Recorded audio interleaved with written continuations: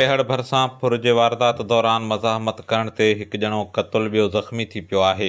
राति देर सां बेटो जतोई लिंक रोड ते अणॼातल हथियारबंद फ़ौरन ॻोठ गंजा वासी ॿिनि भाइरनि अब्बास चांडियो ऐं ख़ालिद चांडियो खां मोटरसाइकिल, मोबाइल फ़ोन ऐं ॿियो सामान फुर करण जी कोशिश कई। फुर दौरान मज़ाहमत करण ते हथियारबंद जवाबदारनि फायरिंग शुरू करे ॾिनी, जंहिंजे नतीजे में हिकु ॼणो अब्बास चांडियो थॾे ते क़तुलु थी वियो, जॾहिं त गोलियूं लॻण सबबि ख़ालिद चांडियो सख़्तु ज़ख़्मी थी पियो।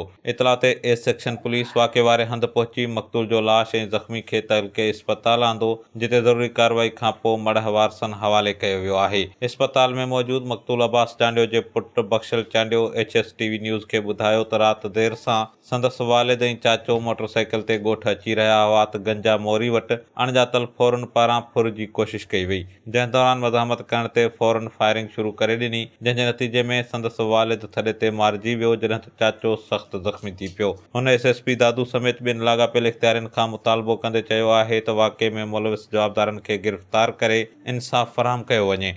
HSTV news Mehar.